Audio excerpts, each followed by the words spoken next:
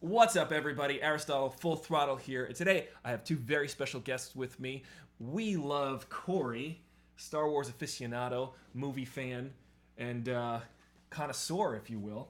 Ooh, That's kind of like the connoisseur. dinosaur of movie people. Connoisseur. Wine connoisseur. And a wine connoisseur. So this is how you review. I like it. This is the new way. I got mine over here. And joining us on a live stream from millions of miles away across the galaxy, we've got the inimitable, That guy, Tay. the guy Tay, Oh, pointing, That guy. Tay Zonday, there you go. There. the inimitable, the musical, Infamous. the infamous, the master of musical memes, Tay Zonday. Nice to see you, Tay. Thank you for joining us. Great to be here. I think I made a surfboard comment about your amazing hat, but I'm not going to Oh, repeat yeah. that.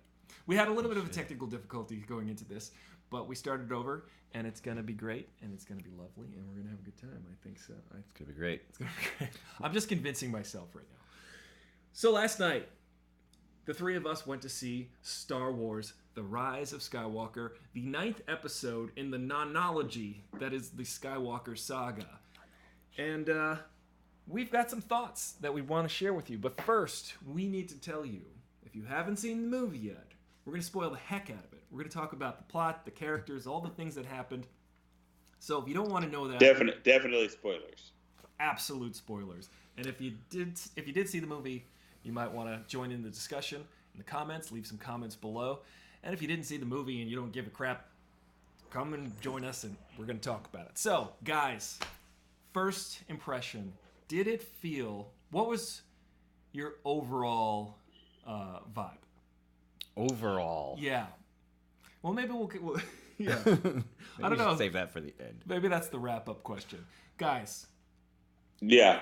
what's the I mean, first thing? I thought that, it tied together the, 9, central movie. I guess there are 11 in total, but, the 9, the 9 anthology movies. Well, you don't want to see this one first. Like, this is not the movie if you haven't watched all the other ones.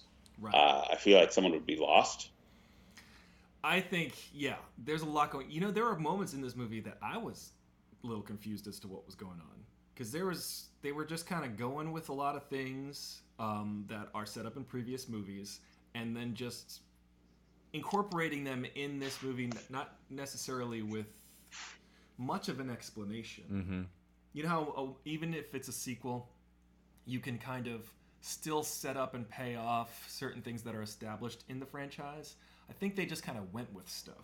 Yeah, I feel one of the unfortunate things in this particular film is that because it's the end, the last one, so they say, and it probably is the last one. It was always the vision of George Lucas that this was a 9-episode thing, and he was making this middle section. I think the unfortunate thing is that they were almost obligated to at least touch on some things that were set up by previous things, even though they didn't necessarily want to go there in this particular film. Right. So that kind of maybe got things a little bit muddled. And also, I think there were things that were set up in some of the other movies, maybe the most recent one in particular, that they kind of wanted to, forget kind of happened. Yeah. And move on with life. There was some undoing, or at least ignoring, of certain things that have taken place before. Absolutely. You also mentioned earlier when we did our first live. Wait, what things? What things did they ignore? I think they've completely scrapped the whole midichlorians idea.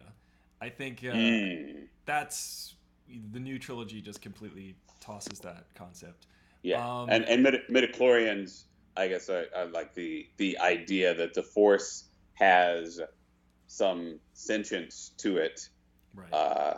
And can cause life to be created spontaneously, and that's part of the origin story of Anakin Skywalker, is that the midichlorians brought him into existence. Yeah. It was definitely one of the things that the fans didn't like about that first No. prequel, and has ever since been Yeah. discussed. Yeah, or- and to some extent, it was also elaborated in fan fiction or like non-canonical text that a how powerful one was with the Force was tied to the amount of midichlorians in their blood. Like I think there's a scene in episode 1 where they're testing Anakin. They're like, "Oh, his midichlorians are off the chart." He's like, he's like has more midichlorians than Master Yoda, or whatever they say. Which means he must be the chosen one. Yeah. Yeah. So there's almost kind of this sort of pseudo eugenic, pseudo scientific basis for being a Force savant. Right. Which is kind of I guess maybe not ignoring but undoing the sequel before it, episode 8, because in that vein, I think Rian Johnson in episode 8, The Last Jedi, was setting up the idea that anybody could access the Force and anybody could, and Rey didn't have to be this special person. Her parents didn't have to matter. Yet this movie was like, yeah, they absolutely have to matter. This movie did an about face on that. It's like, nope, it totally goes by bloodline. Yeah, that's one of the things I was alluding to, being like kind of shunned off. Like, hey, we just set up this, but we want to like backtrack now. Yeah, because Rey's. I think the Rian Johnson middle movie. I think JJ really wanted to sort of ignore it as much as possible. Yeah, and I almost feel like JJ had maybe some shadows of ideas that he wanted in the trilogy. Maybe that's giving JJ too much credit, that he was projecting beyond just The Force Awakens. But because this movie, episode 9, feels like a bunch of movies kind of squished together. It tried to accomplish so much in the time allotted. And it did feel like he kind of, because you mentioned how they were introducing a new storyline in this, in that's almost extra. They're piling stuff on top of stuff now. Yeah.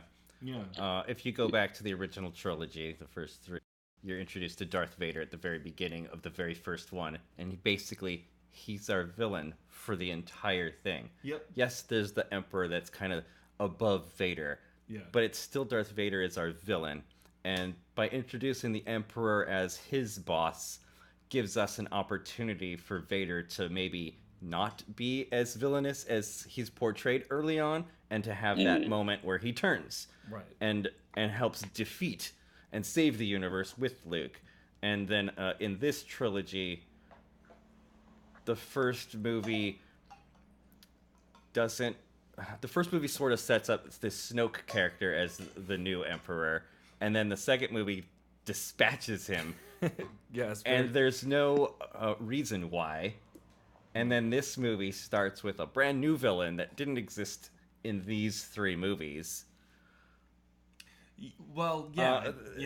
In any form. Well, yeah, exactly. They relied on the fact that you knew he was the villain for the first 6. He was the overarching villain for the first 6, and now they're like, well, he's been there the whole time.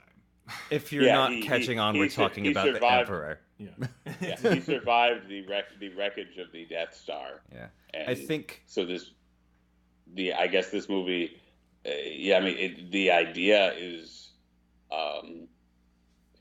because there's a scene where they're, and this is part of the talking about the previous conversion arc for Anakin Skywalker. Kylo Ren, they attempt sort of this Ren redemption with him having this conversion scene with Rey in the wreckage of the Death Star. I guess part of it landed on the Endor moon, and they had this recreation of the gutted out room that is the Emperor's throne, and where Luke and the Emperor and Darth Vader interacted. And so it pays so much homage, because you see the Emperor's chair and you see the unique circular window, and you're like, oh, okay, that's a reference to that. But I always thought episodes 7, 8, and 9 really lacked a direction in terms of a strong bad guy. They were looking for I never felt like Kylo Ren was as strong of a bad guy as Darth Vader. Right. And it was weakened by the fact that they wrote his character as sort of this worshiper of Vader and wanting to be like him. And there's even the line where Rey they're like having that little mind battle, and she fights back and says, "You're just upset you'll never be as powerful as Darth Vader," which is exactly that. It's like they're really doubling down on the fact that he's not even. They've set him up from the very beginning to not be the villain. Yeah. Even though they're wanting to show he is the villain in the Force Awakens, they set him up to not be the villain. We already know he's not going to be the villain. We already know he's going to end up going to the good side. I say no, but we don't know. But like we expect by the way they're portraying it. And that's the way it goes, ultimately, is the way we expected his trajectory to But then Snoke was always just kind of weird Kmart version of Palpatine. Like, I always thought Snoke was such a weird character because just his voice, his mannerisms, I don't know if the director told the actor, play this just like Palpatine. But it was just kind of like this weird, like, well, we killed Palpatine off in Episode 6, so it seemed. Yeah. So we need a bad guy, and this is kind of the archetype of the bad guy for Star Wars, and it never really made sense. Snoke was a worse bad guy than Palpatine, and Kylo Ren was a weaker bad guy, weaker Darth Vader, and so the 7 and 8 had this problem of weaker antagonists. Snoke never did anything, and he never really even had a chance to do anything.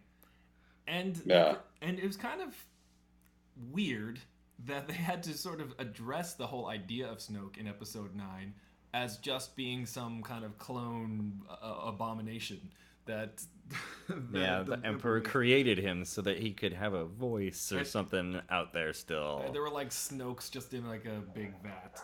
You're just like, okay. A bunch of Snokes. Going back to the very first thing I said about how they introduced this new bad guy for this movie that didn't exist in the other ones, it probably would have worked better had the Emperor made some sort of an appearance in Episode 8 after Snoke was dispatched. Like, you thought you got the bad guy, and you thought you were going to take control, but guess who's actually running the show here? Right. And then, like, maybe that's the tension that, like, makes us want to see this movie. Yeah. I think that is a massive problem with with the new trilogy, is the lack of an imposing villain. And you've got Darth Vader imposing, and then he's a guy that has his own master in the original trilogy. You're like, this guy's scary, pretty badass. There's an empire, so there must be an emperor.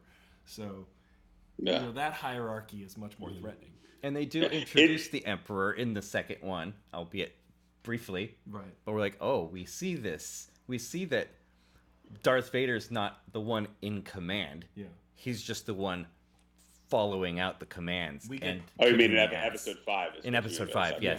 In Empire. And we get a glimpse of Darth Vader's humanity. So we start to actually separate him from the big overarching darkness, because you see the back of Vader's head, that he's just a wounded person, and he's actually...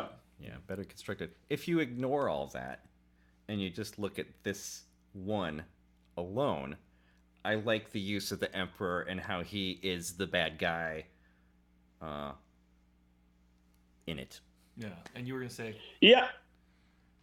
I mean, it's. I know this is science fiction, but I even within the realm of science fiction, I just kind of have to like throw all suspension of disbelief out the window, because this idea of Palpatine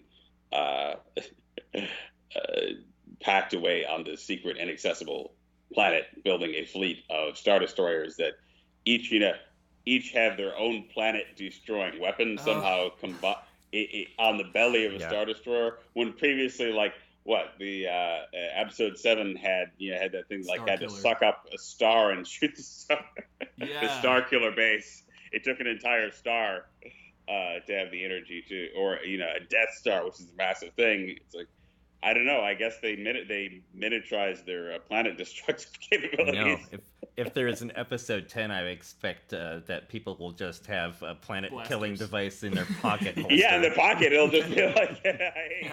I don't like you. I don't like that planet. I've got my Smith & Wesson Planet Killer, right?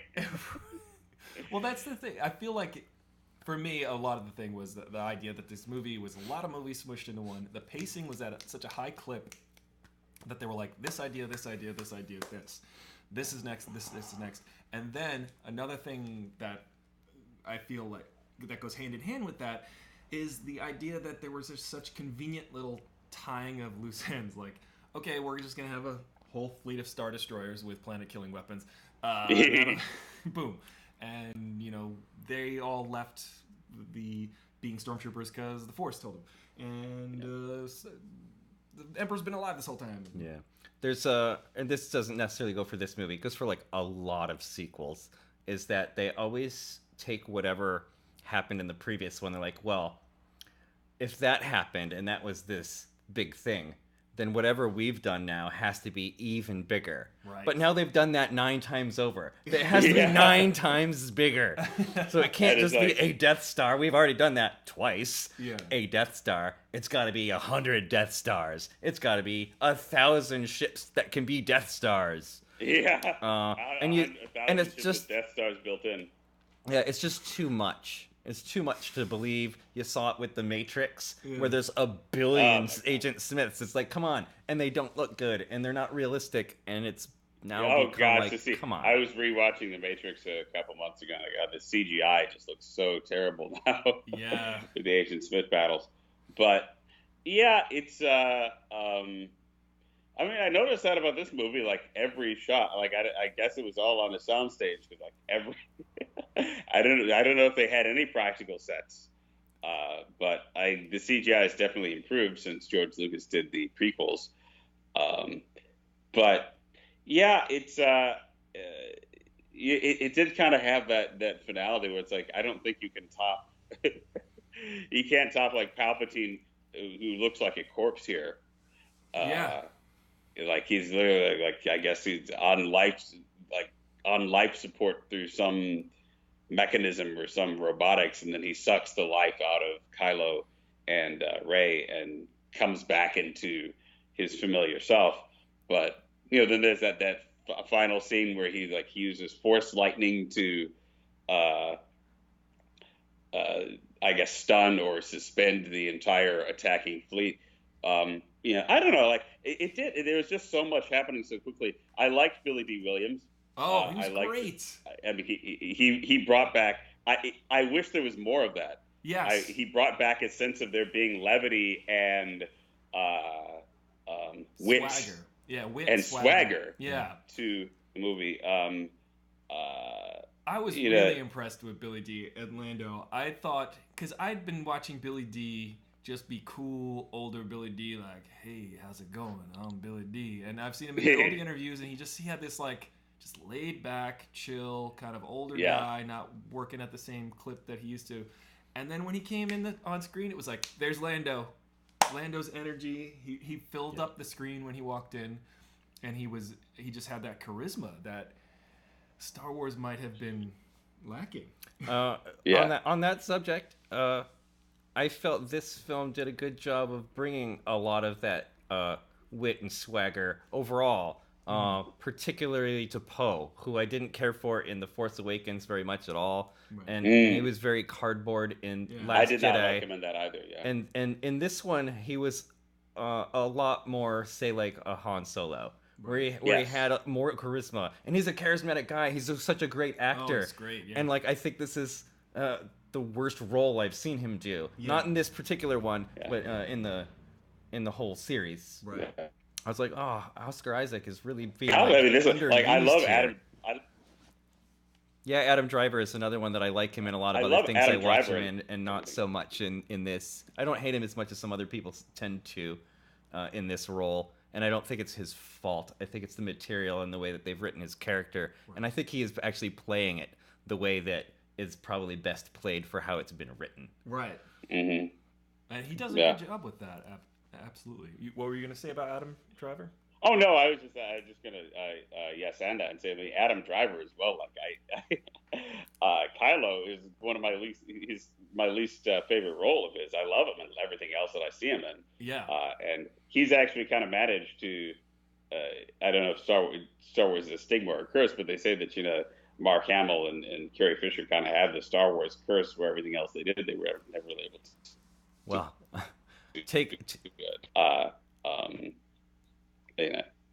Harrison Ford was able to break out of that. So I think Adam Driver has done a great job of, and he's one of the hardest working men in Hollywood. He's in 2 or 3 different movies each year, and he's always really good. He's always Adam Driver.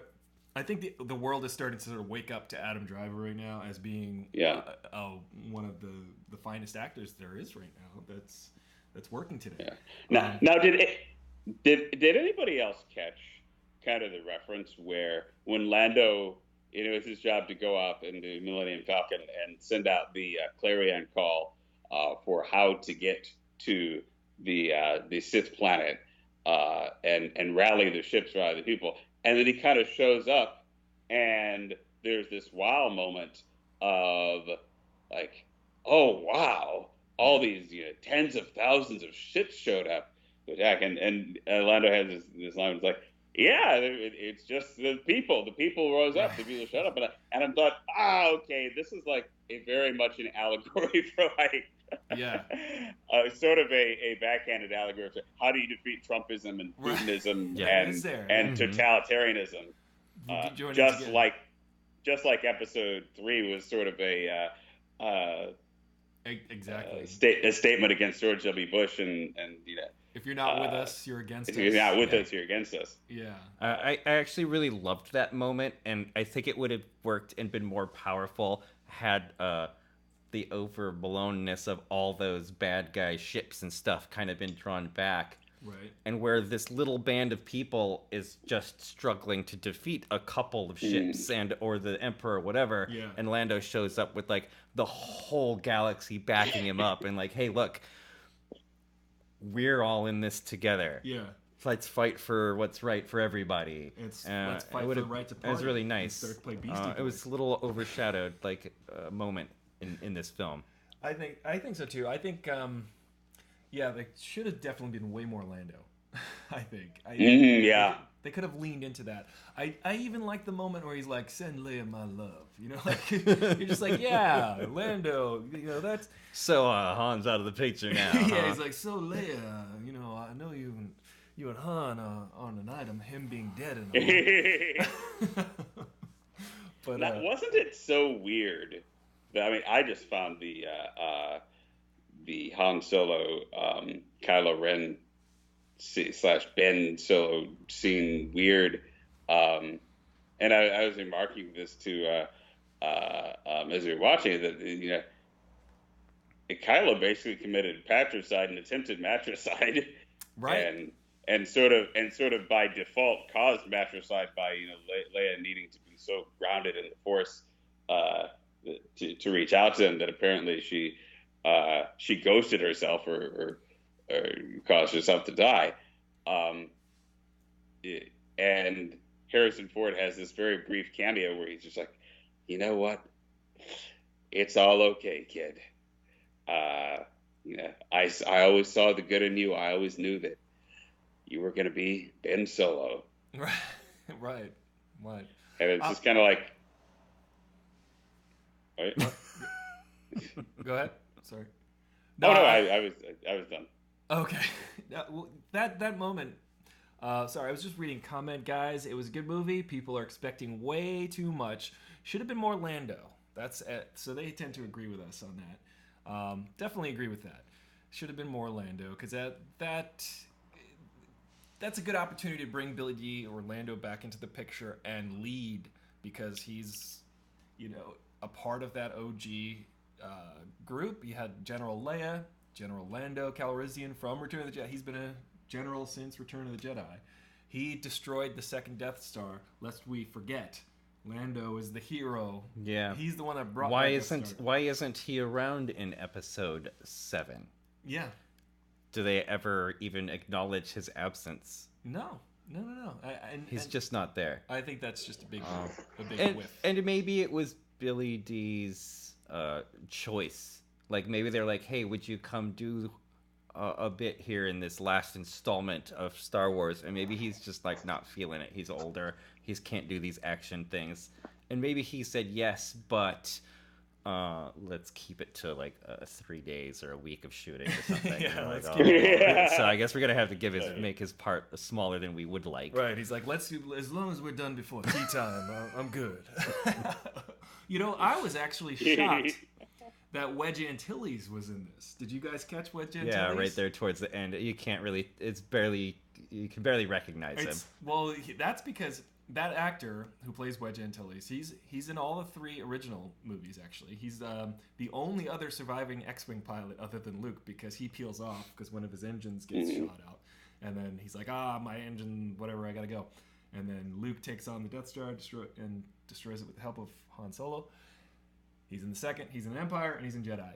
He refused to come back for 7. He's like, no, I'm too much of an actor. Yeah. And he refused to come back for 8. I don't even know if he was asked. But that was pretty cool that he decided to do that one shot. Yep.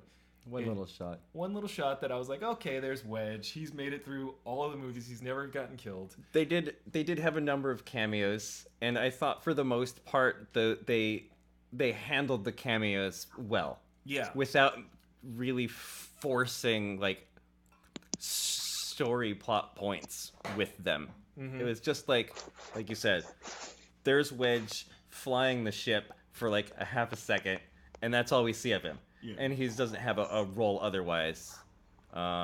Or even at the very end when we see the Ewoks looking along at the Star Destroyers blowing up above them.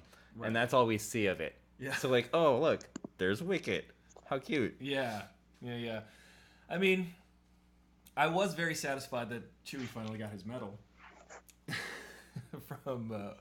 From the very first one. From the very first movie. He was excluded. And you know what's funny? Every video that I make about that shows that shot of the award ceremony, the medal ceremony at the end of Star Wars, I put a medal on Chewie. I always put a medal around him. Like, they forget to give Chewie.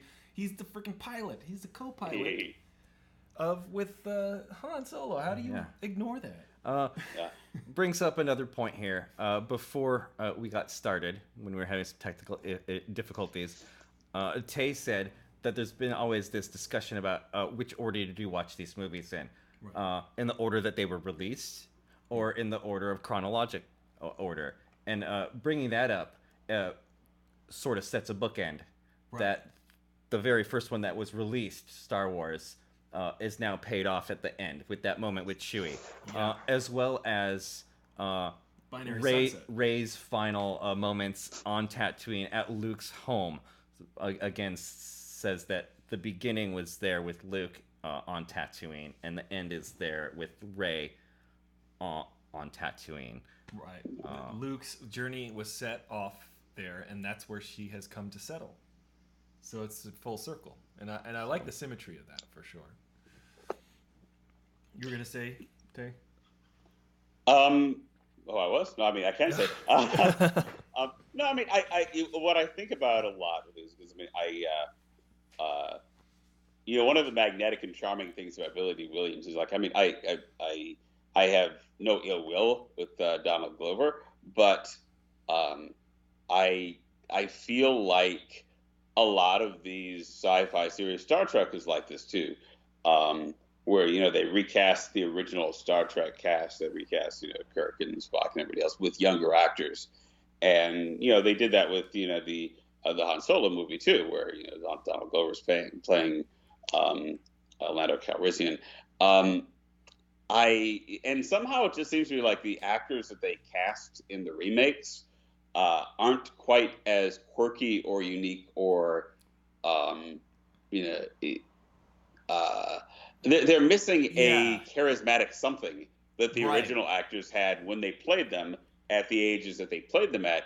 And I mean, I would say that of the Star Trek remakes too, which obviously JJ was attached to multiple ones, where if I think of like Kirk and if I think played by Right. William Shatner and Spock played by Leonard Nimoy, like It's William so Shatner and distinct. Leonard Nimoy are very, very unique. The people who bring a very unique energy to the Absolutely. screen, whereas Zachary Quinto and what's his name? It's not that they're bad; they're just kind of more vanilla. They're more vanilla, dude, frat boy, dude that you'd bump into at the beach, or who's modeling on Instagram. And I've always thought that part of that is because now they tell stories with so much more CGI and the worlds are so much larger. It's almost like you need smaller actors, Yeah. or more pedestrian actors to fit in these larger than life scenes. But I miss the old type of casting, and That's maybe so part true. of that is selfish because I feel like I'm more of an old school 60s, 70s actor. Like I'm a little bit unique and quirky and different and specific, and I wish they were still casting more people like me in movies.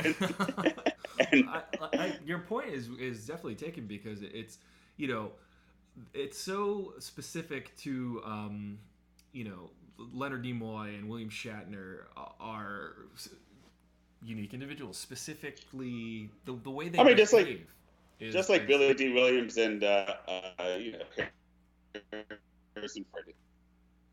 They're very specific types. And then what you're trying to do with the younger actors is create a facsimile of their vibe, which they just bring to the role.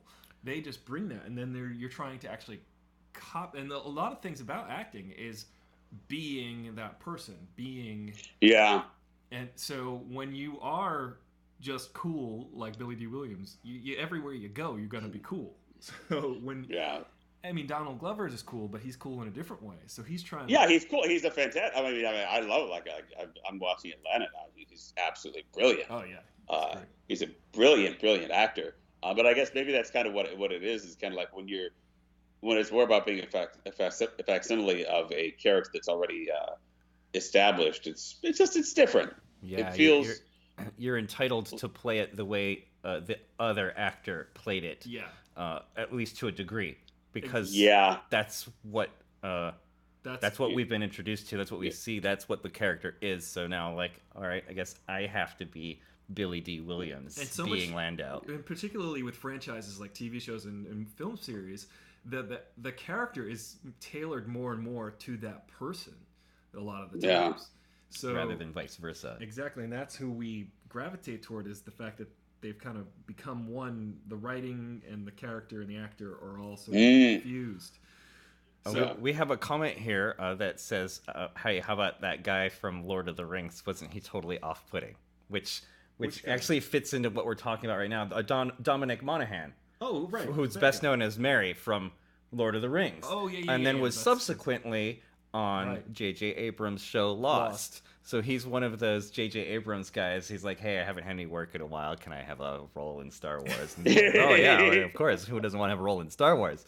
But I do agree that, he was very out of place. Maybe it's because we know him, and it was such a small throwaway little role that it felt very out of place.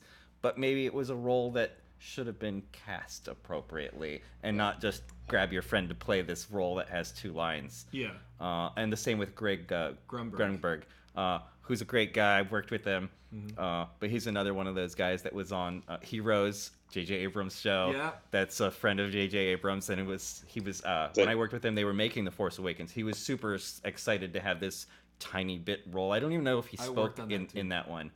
Well, I think he might have had a line. Yeah, he's standing at the holographic strategery map.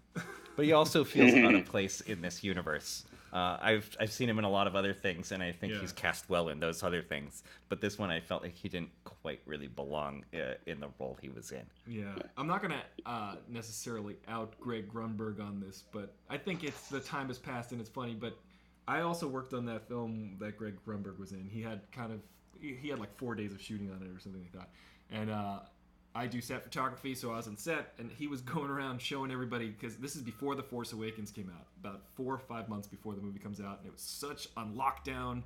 JJ was like had posters everywhere. Loose lips sink starships. But Greg Grunberg was going around showing himself in the X-Wing pilot suit on his phone. He's like, "This is me. This was me." Like, he was so excited. So excited to be in the Force And who Awakens. wouldn't be? I'd have been over the moon myself, like Yeah. to be a part of Star Wars, something I had grown up with, that I had loved, that ended. Yeah. And I never expected to ever be coming back. Nevertheless, coming back twice. Right.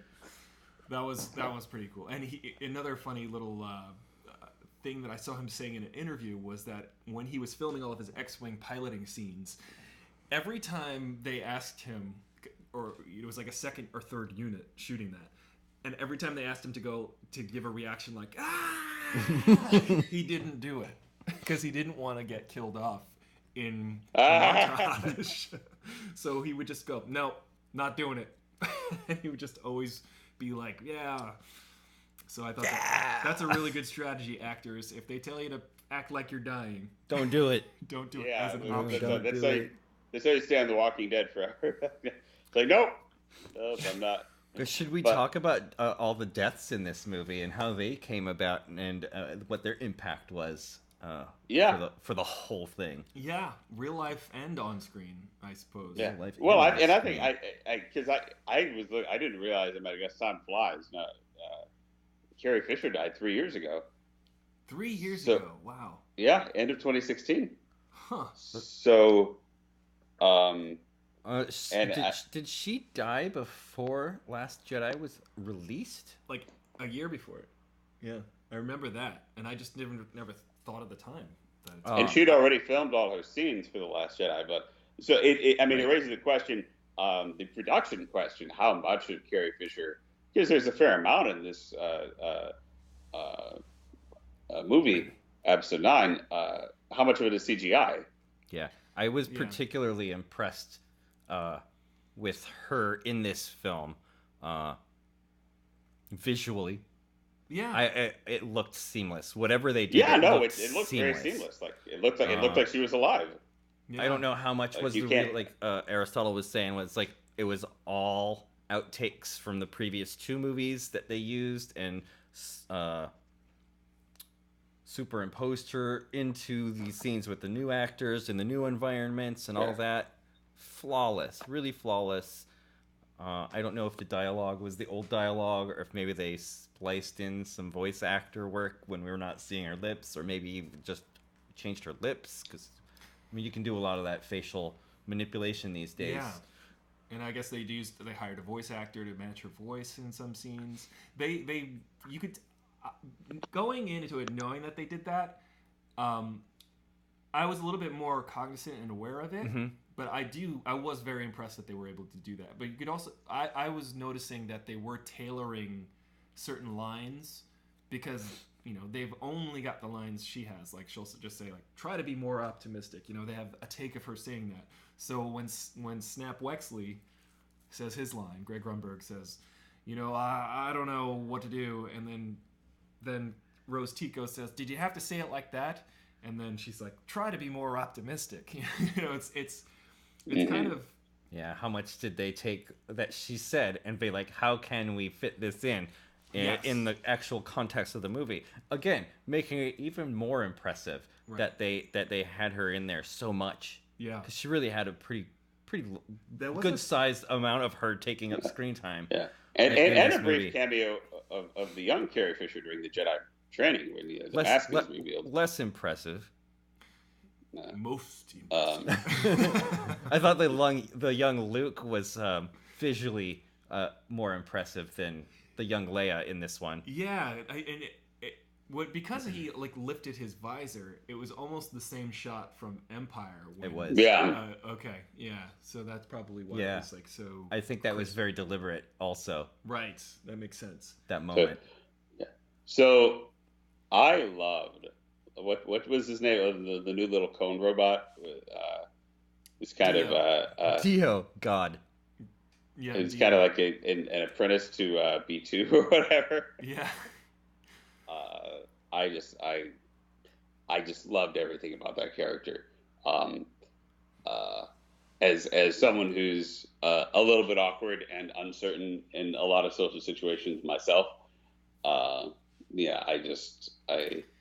He felt like my spirit animal. Do you find it a little bit odd that I'm gonna get you that for Christmas? We keep getting introduced to these robots that are awkward and quirky, when really shouldn't the robots be the complete opposite of that? But that's what I love about Star Wars, is that the robots are more human than anything. More human than most of the humans. Yeah. So we got a question here. You might have already said this, but did you like the movie? I'd like to really talk about what we really liked about the movie, actually. And the follow-up is what annoyed you. So I guess we'll start with there were several things in this movie that I actually quite enjoyed. I did enjoy, even though it was just kind of a brief moment, the Luke and Leia training. I was like, okay, so Leia does have some background with that. I thought some of the quips were really funny in this one. I thought the dialogue, because overall, the dialogue of the prequels and as well as the sequels has been weaker than the original trilogy, and I thought they did a good job with the writing here. That was my favorite thing. That the writing was better, the quips were better, and it felt in place with the original trilogy. With say Empire really more. Mm-hmm. In particular, I felt that level of dialogue, that level of commitment and wit and character development that was missing from a good number of the other films. Right. Coming through more in this one than in the others, especially like I said with Poe. Particularly with Poe. Yeah. I like. Yeah, I did. There were some funny. I love that moment with Poe and what's her name? Felicity. The new girl. yeah, the new Boba Fett. What? I love that little moment at the end at where. The very end. Wait, the glance. Yeah, he's like, so can and she's like, and he's like, okay, fine. Yeah, I'll show myself out. Yeah, unspoken. Good storytelling. Yeah, exactly. I'll grab that now. Thank you, sir. There were a number of things I liked about the movie, and as a whole, I enjoyed the movie. I enjoyed it. It was a good time. I was satisfied with the resolution and how they wrapped everything up. Yeah, it's still got a lot of plot holes and a bunch of little annoyances, but I think they were little annoyances. They weren't like deal breakers. Right. Yeah. I did actually like all the callbacks. Right. Yeah. I would say, some of them were kind of brief, but I mean, like even where they're like, whatever the name of that game is on the Millennium Falcon, where they're playing that with Chewie, yeah. And it's kind of an allusion to Episode 1 where Han Solo has that line, Wookiees don't rip your arms off when they lose. Yeah. They very much leaned into that. And there's a little kind of character establishing going, well, you're 250 years old, you're really great at this game, and you're competitive. So, but they didn't mean it. Yeah. They were just telling him what he wanted to hear. And that right. even calls back to that moment back then let the Wookiee win. Just shut up and let the Wookiee win. That's true. Yeah, I guess because he's a sore loser. And then, of course, they shut the machine off as soon as he wasn't looking when he said, no, I'm not going to shut it off. Luke's ghost raising the X-Wing was, I just kind of accept now that the Force is just this Deus Ex Machina that whatever the plot needs, the Force is able to do that. That's exactly it. The Force is a plot patch. Yeah, it becomes whatever it needs to be. Overall, I liked it. Overall, it was satisfying. The acting was good. The performances were good. Yeah. I felt a larger sense like this was kind of it made an effort to bridge a generation gap. I felt like it kind of took a lot of the storytelling and cinematography aesthetics of millennials and the internet generation. Yes. And sort of tried to build a bridge between that and what entertainment was when the original trilogy was made. Right. And kind of try and form this lingua franca, this Rosetta Stone, where there can maybe be an intergenerational understanding or peace. I feel that. That's something I definitely took away from the movie, where JJ was like, okay, I'm going to just go full-on modern filmmaking with homages to classic filmmaking. And I think Rian Johnson's approach in Episode 8 was a little bit more traditional in structure and screenwriting. Mm-hmm. And it kind of veered away from too much of the JJ sort of exciting, constant pacing and all the camera twists and turns and all the really elaborate...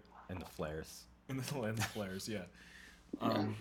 But yeah, it definitely was modernizing Star Wars. Yeah, but I also just kind of I look at the sequels and not to devolve this into a red letter media critique of the prequels, but it's like I just wonder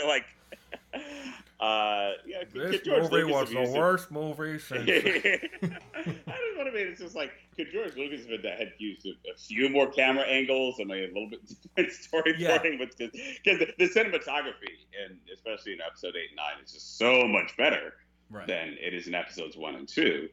And it's like, I don't know if part of that is CGI and the technology getting better, but it's just. I think it goes. Yeah. I think it goes two ways with that, though. And Aristotle was saying that it was just too dense. It's dense. There's just too dense. There's just too much happening. They're just trying to do too much, and it just moved from one action sequence to another without any breath, without a chance for us to think about what we just saw and want to feel like something else has to happen before things just keep happening. So you're just trying to keep up with it constantly. Ebb and flow. The light speed jumping was a perfect example of that. Where it's like they're light speed jumping is basically like being traveling through space. I guess like it's a flip book of some sort, where it's like you're instantly in another planetary environment and then another one and another one. Yeah, I did. That was pretty much a metaphor for the structure of the movie itself. I didn't quite understand that bit, though, that he would go into light speed and come out of it, but those TIE fighters went in with him? Well, I guess what happened with that? I guess they established the idea of light speed tracking in the episode before, so maybe they were tracking. But that also breaks canon, because like in episode 1, Obi-Wan Kenobi remarks when he sees a TIE fighter out in the middle of space, like, well, there's no way a ship that small could be out this far away from a base.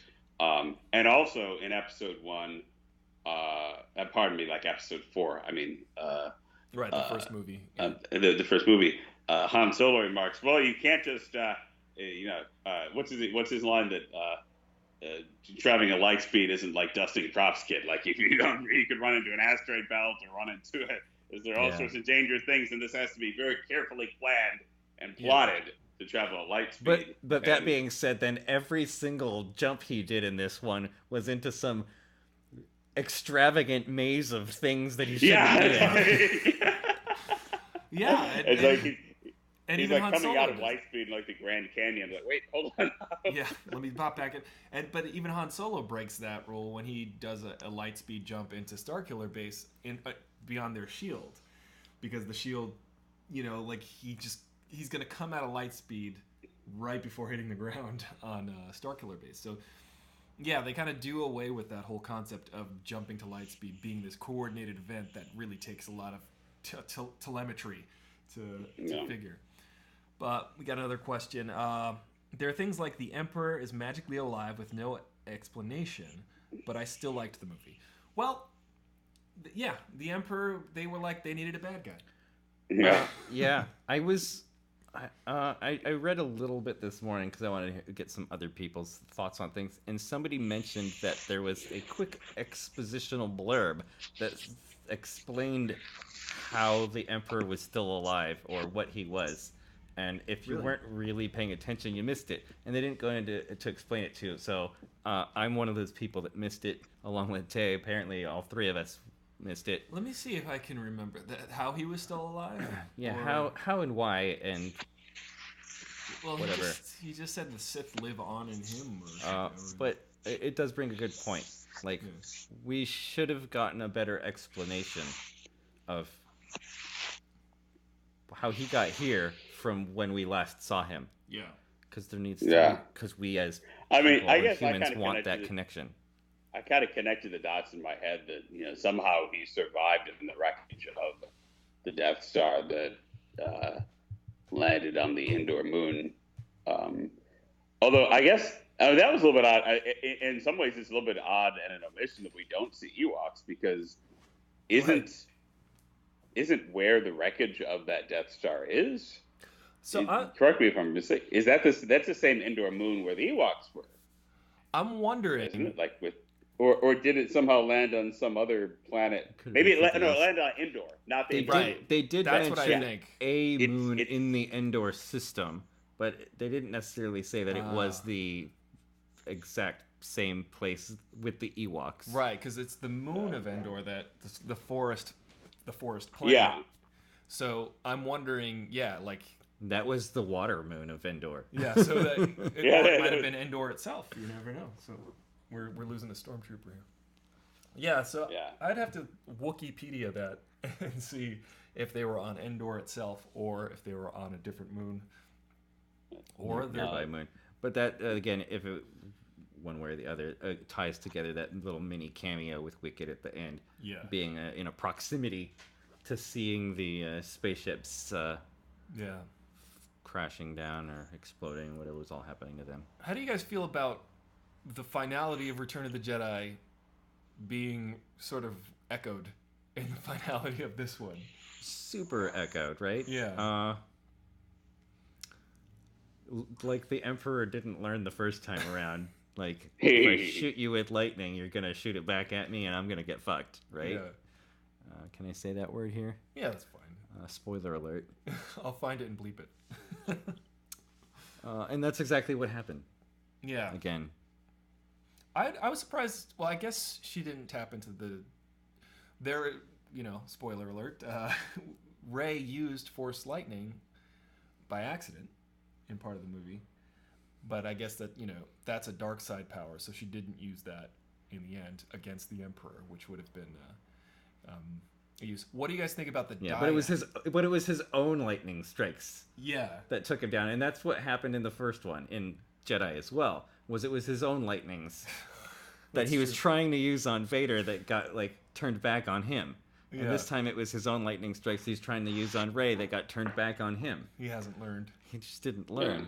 I mean, this time he wasn't thrown over a thing, and maybe that's the difference. It's like we didn't actually see him die. We just assumed that he got thrown in, and that big lightning blast was his death, but maybe it shot him into this other place in the universe. And now he was just completely vaporized. He's been regenerating this whole time. Yeah.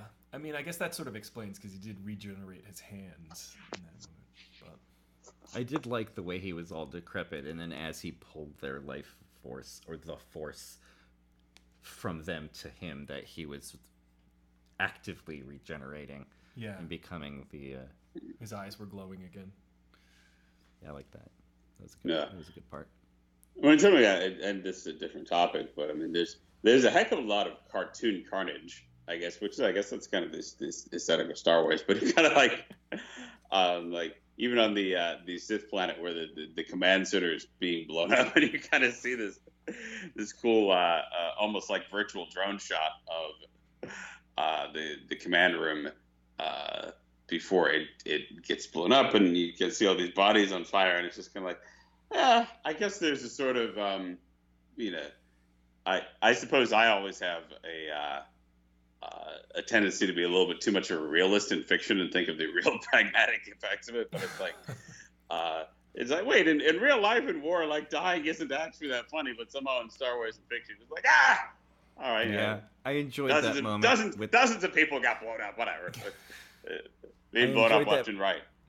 I enjoyed that moment when that commander, the Imperial commander ran to the like window at the front of the ship right. as it was blowing up, and then we kind of cut back to a big wide shot of the ship, and you can still kind of see him physically in the window, and it blows up, and you can see like the shadow of him like getting thrust forward into the, and then taken over by the flames. That was very satisfying. That was nice. And there's also something very satisfying about them just sort of indiscriminately shooting stormtroopers, just and them just flying around and going limp. But why is it that one shot always kills a stormtrooper, but anybody that's not a stormtrooper is only wounded?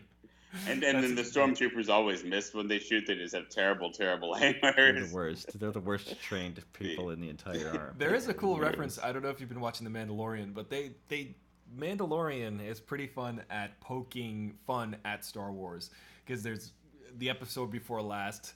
The character played by Bill Burr is referred to as an Imperial sniper. And then the Mandalorian says, well, that's not saying much. And then he's like, I wasn't a stormtrooper, wise ass. So, so they're making fun of these things that are well known. Well, and in fact, there's a very, it's quick subplot with, former stormtroopers in, talking about their experiences of kind of escaping, almost sort of like, we were stormtroopers. What was the line where they said they asked us to kill civilians, and we said no. So this idea that stormtroopers have a conscience, right. And that's actually something with real soldiers in Vietnam. One of the challenges historically in actual military conflicts is teaching soldiers to actually shoot other human beings, right. Because there is a psychological hang-up, and it's very natural, very human, where it's like you want to shoot them in the leg, or you want to shoot them in the arm, and shoot above their heads. You don't it's contrary to a lot of human instinct to like just shoot someone in their center body mass or their head and kill them. So I liked seeing a little bit of that dimension added to stormtroopers and the nature of stormtroopers. Yeah, that gives them a background. It gives them a humanity, which we never really saw before in any of the Star Wars movies. Force Awakens. Yeah, because they were always just kind of the Star Trek red shirts, where it's like, and so nobody has to die in this scene. A single blast, and they go flying. Apex says, hearing Qui-Gon Mace Anakin's voice sent chills down my spine. If only we saw Anakin's Force ghost. I think we got a lot of cameos, but I was also, hearing Darth Vader's voice was cool, and hearing the two versions of Obi-Wan, the Ewan McGregor and the Alec Guinness and Qui-Gon and all of those voices. Is Hayden Christensen still acting? I don't know, but that goes back to your Star Wars curse. Yeah, and he was a highly regarded young up-and-coming actor that they thought was like the next big thing, and he's still pretty good.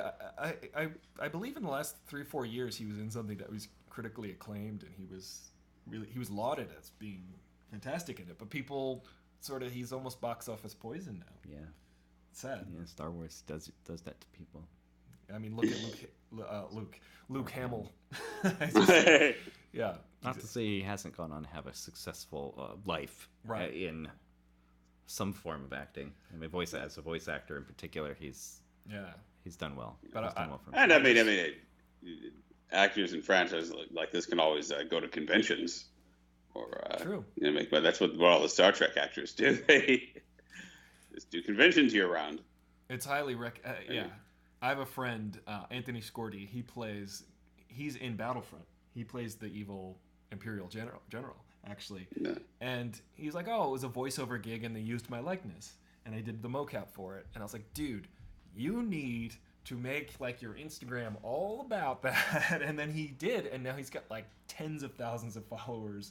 I'm like, you're the bad guy. You're an Imperial general. You should people will love to like follow you and just forever, because it's actually a really cool thing that Star Wars and Star Trek and things like that can bring to people, is that that synergy between fan and performer. Yeah. what else did you like about the movie? Like, story-wise, were you satisfied with how it wrapped up 9 movies? Yeah, I was for the most part pretty satisfied with the resolution, where they went with things. It was a little bit on the nose with what you would expect was going to ultimately happen. But I think it was satisfying. We had to know who Rey was. They set that up from the beginning of Force Awakens, like, who is this person? And so she had to be related to somebody. Like, it was a given. Which is... that was kind of, I mean, I guess it, that got a little bit too Games of Thrones for me. Like, the idea that,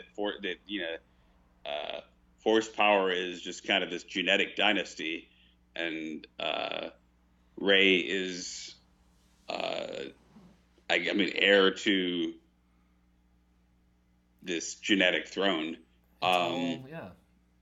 I don't know, but that wasn't as huge a fan. I mean, I guess I understand why they did it. It makes it gives a sense of continuity, but it's also just her character arc, like we said earlier, started with this idea that she was this nobody, this plebiscite, selling garbage.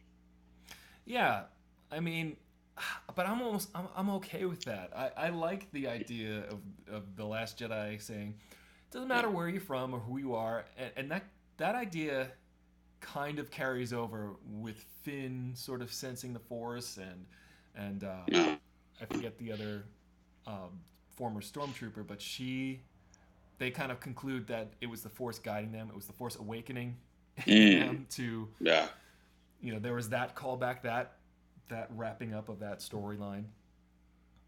But ultimately, I feel I just feel that it's a missed opportunity to make Rey just a Palpatine, because you've got The Empire Strikes Back, and that moment when Darth Vader says, "No, I am your father," that blew people's minds. People were not expecting that. They weren't even sure that Darth Vader was human until you start to see his humanity in Empire, building up to that sequence, the lightsaber duel, where he reveals that he's his father, Luke's father. That is one of the best cinematic reveals ever in the history of movies. So the fact that we just keep kind of going back to that, it's not a surprise anymore. No, exactly. Yeah, they set it up. And I mean, they set it up in The Force Awakens. Who is Rey? What's her connection to whom? So it's like, is she Luke's daughter? Is she Luke's daughter? That's what everybody was saying. Like, oh, she's Luke's daughter. Duh, of course. Well, she couldn't be. It's too obvious. So I think they chose the right powerful Jedi that we're familiar with to make her connected to, related to.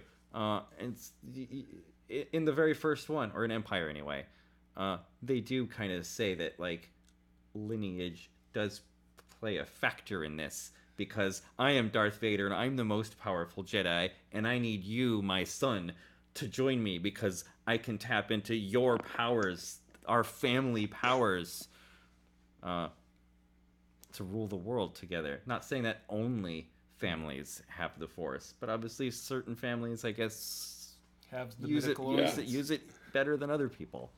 Although the movie ends with sort of this, which in my mind is a pretty big untied plot hole. Maybe it'll lead to another side movie, that Palpatine had a kid. If, like, Palpatine is de facto Rey's grandfather. And, yes. And now that Palpatine's gone, or whatever, it's over with. But no, there is another. There's another Palpatine. She has a brother. Yeah, exactly. It's just going to be families. She should never have kids, really. Just like... So Bruce Wayne comments, it should have ended with Rey's eyes suddenly turning to Sith eyes. As she smiles, we hear Palpatine's evil laugh in the background as the camera pans up, implying that he successfully possessed Rey. We mentioned this last night, actually, that did his plan actually work? Because she does ultimately kill him, and that's what he wants. But then she also dies in the process. So, but then she's brought back. So when she's brought back, so that's actually not a bad idea. And of course, Disney wants to make more movies, so I'm sure. Yeah. No, there was an opportunity that they'd set up all along. Obviously, we know Kylo Ren's been conflicted from the very beginning.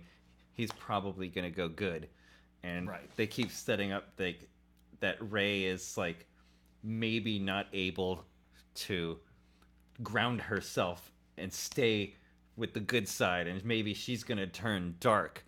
Right. And I thought maybe there was a chance that it could do a very like 180 flip where Kylo becomes our hero and Rey becomes our villain. Yeah. Yeah, that could have worked. That would have worked for me. But obviously they chose not to go that route. They went with the more vanilla, the more safe vanilla ending that most people would probably accept easier. Yeah. I think. What about Kylo's arc? Now, we see him in Force Awakens commit patricide. He kills Han Solo. It's an unforgivable act. Let's just like that's. It's actually one of the better moments in the movie. It was the "I'm your father" moment of this whole trilogy. It really was. Especially with Han having played such a huge role in that first installment. Yeah. I was like, wow, it's like a fucking Han Solo movie. I didn't expect this. Yeah. And I guess they made me feel so safe with Han Solo that I felt like he was going to be a big part of this whole trilogy. Right. That when that happened, I was floored. I was definitely upset by it, but I accepted it because I was like, I accepted it as well. But it was a moment. It was it was a defining moment, and I think it should have been more of a defining moment for Kylo, that like he went that way. Yes. Instead of like he doesn't know if he wants to go that way. And I do feel like I like the idea of Kylo's redemption in this because they bring him back to that moment. I did not expect to see Han Solo in this film, and it was pretty cool that he was in it.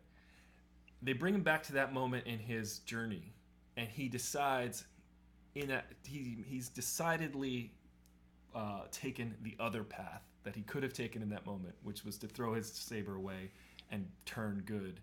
And I like the idea of that redemption moment. Oh, but again, the clipping, the pacing of just not letting that breathe felt like it was just a moment on top of a moment on top of a moment. I agree. I liked that. Yeah, and of course, I guess the Go ahead. Oh, yes, just that Leia had to die in order to awaken Ben Solo within Kylo, and she kind of foresaw and knew that. But yeah, it's I don't know. I mean, it's interesting because I guess when Ben Solo dies, he kind of does that disappearing thing, where that's a sign that someone is becoming good, becoming Force Ghost. Like that's an homage to how Obi-Wan died. He turned back to the light when Darth Vader struck him down, where he just fades away and disappears. How was that moment for you? I liked the fact that when Kylo became good, he was so not the actor Adam Driver. Whoever made the choice, he was at peace. You could see that he was at peace. The whole first 2.5 movies, he's just like, he's just coming out of his skin. And then when he becomes good, he is at rest and is at peace and has purpose. And that was such a cool little change in his character. What about that moment when he heals Rey? He brings her back from the edge. And they have that moment together. What do you guys think about that? I guess Go ahead, Jay. Yeah. No, I mean, I guess healing like E.T. is kind of this new light side ability. As we go, like expanding the Deus Ex Machina abilities of the Force. So yeah, I mean, I guess it's cool. I guess I could roll with it. It wasn't disruptive. Ignoring the ability itself as a new thing that we've just been introduced to. I'll have a little bit to say about that in a second here. The moment itself, I liked that they kissed. Yeah, I did too. Because there was always, especially in this movie, a connection that now that they're definitely not related to each other, right, we can maybe accept that they're going to get together. And when they did, I thought it was really great. Obviously, there was that laughable moment immediately following that I think kind of ruined the moment. He's like, that it could have been, they could have done it. This had the same, same resolution, but maybe executed a little bit better. The moment where they kiss. And he keels over and fades away. Yeah. Maybe even if I think it would have been better if maybe he faded away while they were kissing. Yeah. Or if we saw that he was on the verge of death before they kissed. Because I didn't know that he was going to die. Yeah, that would have been great if he... I almost think it would have been a better choice, in my own professional opinion, that if he kind of put all of his energy into her to bring her back and then started to kind of fall, and then she saw that he was falling, then she goes to hold him, cuddle him or whatever, and then gives him a kiss, and then he fades away. That would have been maybe a little bit more... Yeah, much more poignant. Less of a comical moment, because people cheered when they kissed, and then when he keeled over, they laughed. Yeah. That's not the reaction I think JJ was going for. Yeah, no, it was a broken moment, unfortunately. Yeah. In a moment that I thought was a pretty good moment. Yeah. Going back to that power of healing, I don't have a problem with it being a power, but I think I do have a problem with Rey possessing that power, because if nobody had done that before, then I feel like that's a power that you've got to be particularly strong in the Force to have. And she's still learning her Force and her Force abilities, and I don't think maybe she's to that level. Maybe Kylo is to that level. Yeah. Although Rey as a character is always written as somehow able to do very advanced Jedi things and Force things, even from her first fight with Kylo Ren, who presumably Kylo is a much more advanced Jedi, able to suspend blaster shots in midair and then unpause them and do all these things we hadn't seen before. Whereas Rey just somehow naturally is this Mozart or this Einstein of the Force, and able to have that. But what about the scene where she's able to actually stop the ship from taking off? I think that all harkens back to her lineage and the fact that she possesses this ability to use these powers, but I don't think she knows how to harness them yet. That's her struggle, is she doesn't know how to use them, or she partially knows how to use them. And that scene in particular is a perfect example of that, because she stops the ship and everyone's like, holy shit, she's gotten powerful. Holy shit.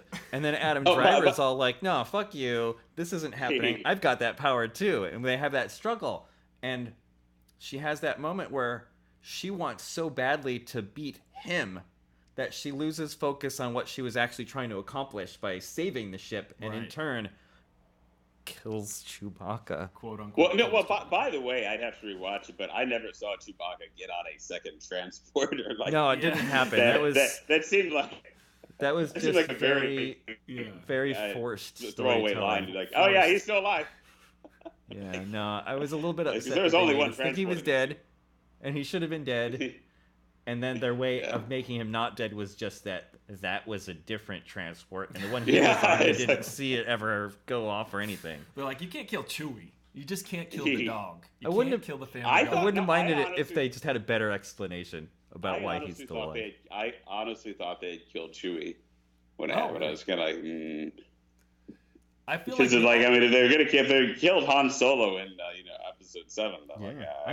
I thought she killed Chewie. That was another potential big turning point there. That I was convinced that Chewie and Lando were going to get together and kamikaze the Falcon at some point. I don't know why. I just thought that there was going to be let's do the Falcon, Chewie, and Lando all at once, and by transitive L3. I don't know. You didn't see Solo, so L3 is... Well, I'm not going to spoil that. Solo. What were you gonna say? Tay? Oh no, I actually have to go. But Fair enough. Thank you so much for joining us. it's Overall, always a lovely conversation. it was indeed. So give us your summation of what you feel. Episode 9 my summation. Yeah, give us your dissertation on Star Wars on all 9 films. Go. No, I mean I think episode 9 is cool. I think it's worth seeing. Okay. Like I said, wouldn't be the first one I saw, but it's a nice button. Like I'm terrible to watch movies with because even then it's like I'm watching every movie and I'm being like, oh, that's composite shot, that's a dolly shot, that's a they didn't click, they got a mouse click in the audio there. Oh, they have a plosive. Like I'm dissecting it like it's on a Final Cut timeline all through watching it. So Yeah. But I think they did a good job, for what the challenge was. It'll be interesting to see where the franchise goes, and if Disney continues this, we need to release a Star Wars movie every single year pace of content making for the franchise. Your phone buzzed. So out of 5, how many froze do you give Star Wars Episode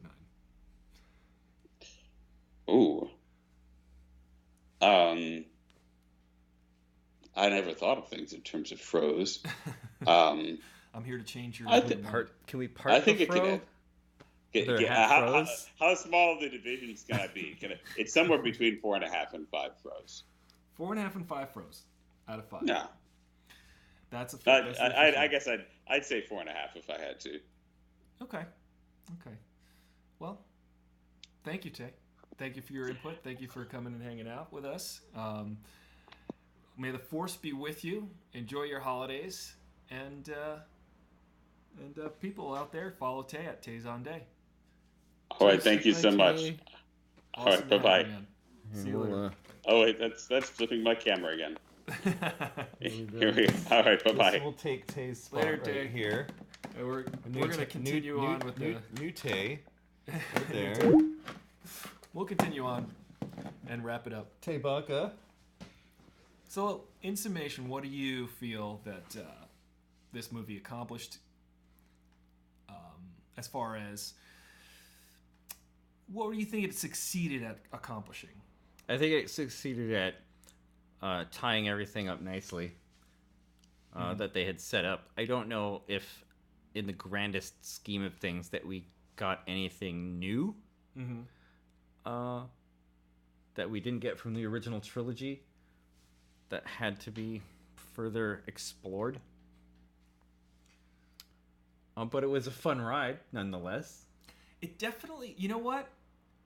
It was definitely for me, it was a ride with moments of, like I said to you, I was observing my reaction to the movie, and I was just kind of like, I was engaged the whole time because there's so many things just coming at you. It was hard not to be. And there were genuine moments of like, oh, well, that's cool. Oh, that was cool. I didn't see that coming. So overall, I liked it. Yeah, overall I liked it. Better than any of the 3 prequels. Maybe on par with Return of the Jedi if I'm like comparing like where I like things. That's fair. I wouldn't say I like it better than the first 2, but Jedi was my least favorite of the original 3. Right. It used to be my favorite. And I think if only those 3 and this one existed, I think this would probably fit in somewhere maybe right even above Jedi. I might say Star Wars Empire, then this, then Jedi. I don't know how I feel about it compared to, say, Force Awakens. I need to rewatch Force Awakens again. It might be my 3rd favorite of the 9 Star Wars movies. Interesting. I don't know where to rank it yet. I'm going to have to watch it again. Overall, I mentioned that I do like it. I don't... There were moments, though, we were asked if what annoyed us. I cannot really get past the idea of the family lineages just being this crutch of the Star Wars universe. Because if you think about this entire galaxy, how big it is, why does it have to come down to 2 families? But again, maybe that's what the entire galaxy balances on. The crux of the Skywalker lineage and the Palpatine lineage, and how they come together, and how they're, one is ultimately good, one is ultimately evil, and the evil is always trying to influence, pull the, Or that's just this particular story, because we know there's all these offshoot stories abound. That's true. One of the things that annoyed me about this particular one was that they kept introducing like brand new characters that didn't have a lot of purpose. They had very little purpose. We talked about the Kerry Russell character that was like the Poe's love interest ish. I felt like she didn't really have a purpose in there, other than like they felt like we need to give one of our main guys a love interest, sorta. Yeah. Give him what. I didn't mind that. I like that. I like that they had a history and that it was palpable. I just didn't feel like she had much of a purpose in the movie. Like, if they were going to introduce a character, have her be a bigger part of the story. Yeah. Same with that other former stormtrooper girl that was part of a band of former stormtroopers. Like, I would have liked to have seen that band of former stormtroopers be more important to the story. Yeah. And then it was just ultimately just like this one extra girl that was just hanging around with everybody. Right. That didn't have a purpose or like a task or any big moment. You could even say that about Rose, who in the previous film was a very big character and then was just sort of relegated to the background in this one. Right. She should have had a bigger role. She was brought in and made a bigger role. But that, that's sort of Ryan undoing. It was the Ryan undoing and Ryan yeah. and the JJ undoing Ryan. Exactly. So it's kind of, and even the idea of Maz Kanata. I mean, Maz Kanata was set up in the first one to be this sort of sage person. And apparently, Lupita Nyong'o, she does the mocap and the voice for that, was contracted for 3 movies. So they just reduced her role so small in episode 8, and in this one they had to kind of put her off to the side again. Yeah, too. another character that was kind of brought in and not used. Right. Even again, another character that was brought in not really used was General Phasma. Yeah. Captain Phasma. So, I mean, they didn't use her to the greatest extent, and they kill her off. And that's it. And then that's it. And that's it. And I think they did that too much in these films as a whole. My annoyance in this one movie was that they did it within the movie itself, rather than say, we have a character, Benicio del Toro's character in The Last Jedi. I actually liked that character a lot. Yeah. And then now he's gone.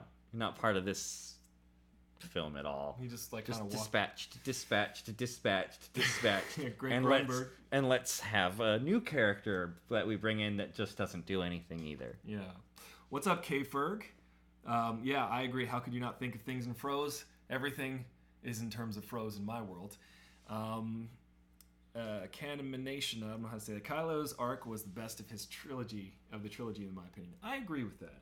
I think that we did see a decent enough change. I knew he was going to be redeemed, though. I mean, I feel like that was just a foregone conclusion from the moment he kills his father. Because you're like, how can he come back from this? I need to see and be on board with how he can come back with this, which I think Episode 8 did such a really good job with, was humanizing Kylo Ren and connecting him with Rey and showing that, I think the best moment for me, one of the best moments for me in this entire new sequel trilogy is the throne room when Snoke gets dispatched and then they fight back to back. I think that was such a well built up moment. Yeah, I agree. I like that moment as well. Yeah. And in this but then they didn't didn't go with the direction that it should have gone ultimately. No. But seeing Kylo turn good, I bought it. Adam Driver sold it. He was at ease. He was calm. Like he found himself because he'd been fighting himself for 3 movies, and then he became whole in the end. I'll give it 4 Froze. 4 froze out of 5. I'm going to give it 3 froze out of 5. I'm going to be the most critical about it. I'm going to take an entire throwaway. It's a throwaway. For the pacing. For the pacing. An entire throwaway for just, crowbarring in the Palpatine connection. Those 2 things took a lot away from me from the movie, but the movie is adventurous. Lando is so energized and charismatic that I was so surprised and delighted to see, because I thought, just from seeing Billy D be chill, walking around with his staff, I thought Lando was going to be like, what's my line? Huh? What's my line? Because he's an older guy. Nope. Full-on Lando. Yeah. Just completely. Actually, I've worked with a good number of actors where I've thought, wow, this person's like not even like of their right mind anymore. Yeah. And like how is this ever going to work? But then ultimately, somehow they manage to pull it together for those moments when they really need to. Yeah. And so then the training they comes get it in. done. Yeah. The training comes in, and Billy D. Williams, good actor, so he was able to be Lando again. Throne Room Fight was cool. I agree. 3.599999 froze out of 5. Yeah. K Ferg, is that your official fro rating? Let us know. Well, this has been a Star Wars tradition that we've been doing this last few years. I know we did this for you and I. This is our 3rd now. This is our 3rd. 3 movies. It might have been 4. 4 if you include the Force Awakens and Rogue One. Rogue One, yeah. Force Awakens, Rogue One. Or maybe we didn't do one for Force Awakens. Did we not? Maybe we. I don't know. Go check on the channel to see if we actually did one of these for Force Awakens. I'm pretty sure there is definitely a review up there. But that was so many years ago, I can't remember. If you guys remember, let me know. I would probably put Rogue One in there above this movie as my 3rd favorite Star Wars movie. I watched Rogue One last year, again, probably for the 3rd or 4th time.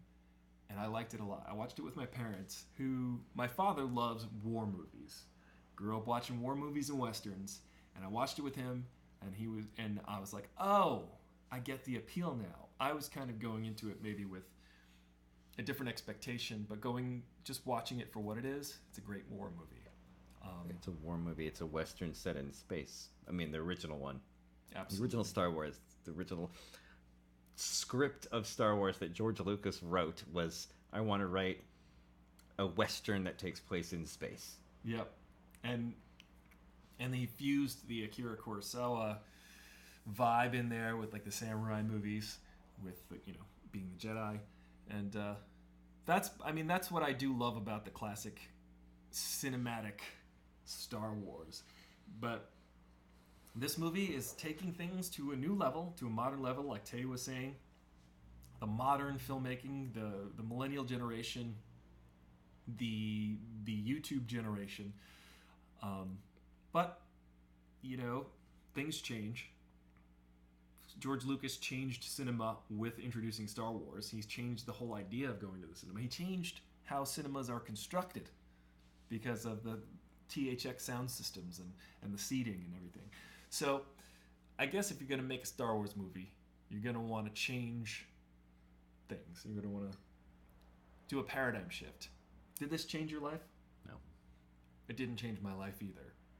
It's worth seeing, though, if you're a fan of Star Wars. If you're a fan of movies, you might be a little bit more critical. But if you want to know how everything ends, go see the movie. And just eat a whole bin of popcorn like I did. And drink some wine. Thank you guys for joining me. Remember to leave a comment below. Thank you, Corey, for joining me, and Tay Zonday for joining me, and you for joining all of us and participating in the comments. I'm just going to wrap up by reading some of these. Would either of you change the ending? Ooh. Did we talk about this on the air yet? I would have liked to have seen... no. I think I would just like to have seen that moment with with Kylo been portrayed a little bit more poignantly. Yeah. Or perhaps that Rey was actually dead, and Kylo was good, and that's it. And then he's going on, and maybe he goes back to Tatooine and has this moment like, this is my family lineage, and I am the last Skywalker. Right. And there was a literal rise of Skywalker when Kylo came up out. It's like the Dark Knight Rises. He climbs up out of the pit. There was that literal rise of Skywalker. And I like the title because it did bring, at the end, it brought this idea as like, who's the rise of Skywalker? Yeah, which is the Skywalker? Does Skywalker, I love that, the ending, if I would not change at all. The very ending. Epilogue was beautiful. It was perfect. I think that was such a perfect ending to the series that, the journey started in the movies in that spot with Luke, and it all wrapped up again, and then she became the next Skywalker. Yeah. She changed allegiances, or she didn't have an allegiance. She chose an allegiance. Or even more so, this goes to a comparison to life situations that throughout these 3 movies, 2.5 of them anyway, she didn't have a last name. She didn't know who she was, right. But she was adopted by this family, and she learned who her father was, but that doesn't necessarily mean that she likes who her father is or wants to be associated with that person. And at the end, when somebody says, "Who are you?" she says, "Well, you know what? I can decide that. I am a Skywalker, because that's who raised me." Right. Yeah. And not a Palpatine, because that's my bloodline. It was that ending, I think, was choice. I think that was with her surviving, that was the best ending to have. Absolutely. And with that, we're going to end this stream. I hope you guys have a happy holiday. I'll be back next year. We're going to miss a week next week, but I'm going to be eating lasagna and M&Ms. So I hope you guys solid choices there. Not at the same time, but in rapid in rapid succession for sure. Thank you guys so much. Leave a comment, like and share, subscribe, and follow Corey at hashtag We Love Corey. Hashtag We Love Corey. I'm gonna at hashtag We Love Corey. I'm gonna leave a link to his social media in the comments in the description box below. Thank you guys so much. We love you. We love Corey. Bye. Bye. Hold on. I'm just gonna stop the